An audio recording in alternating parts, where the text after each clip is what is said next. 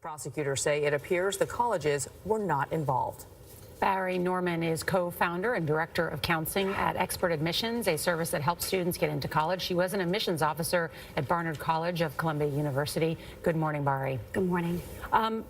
We've known that wealthy parents have certain advantages all the times in getting their kids not only into private high schools and boarding schools and colleges. Jared Kushner's father pledged $2.5 million to Harvard University. That helped him get into Harvard. How's this different?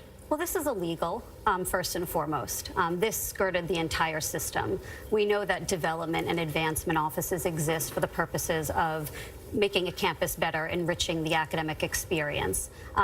This was an entirely different thing. And letting wealthy kids cut the line. And if it benefits the larger enrollment process in terms of funding the university. Absolutely. These were parents who were cutting the line illegally and taking their kids along for the ride, by the way. Does it surprise you that coaches were involved in the scam? It's one thing for parents, but for the coaches of these schools to be participating as well, did that surprise you at all? I mean, a bit. The fact that there are people on the college side like that was a little bit surprising, but we've seen these kinds of scandals before. So in that regard, not really. I think the fact that there were consultants and parents who actually went there to try and get it done and were able to get that kind of deal done, though, to me is a bit surprising. You know, the whole college experience trying to get in is high stakes, high stress.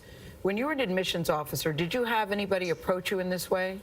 You know, I didn't when I was on the admissions side. I have had people approach me when I've been on this high school side. To say what? To say, listen, if I offer you this amount of money, can you guarantee that my child will get into either this school or an Ivy League university? The answer is, of course, no.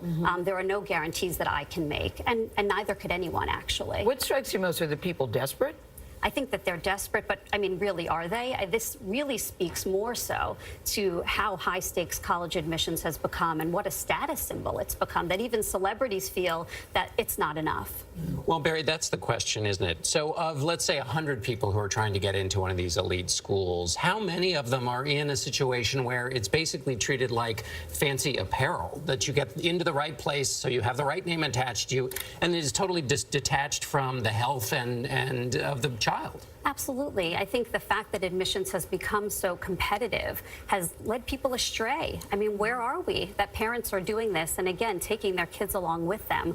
We wonder why the kids are stressed. It's because the admissions process. But what about the kids that work hard? They work hard, they do the work, they're not getting in. What's your message to them today? Keep at it. This shouldn't change what you're doing. Work hard. Most people, believe it or not, most kids are getting in the right way.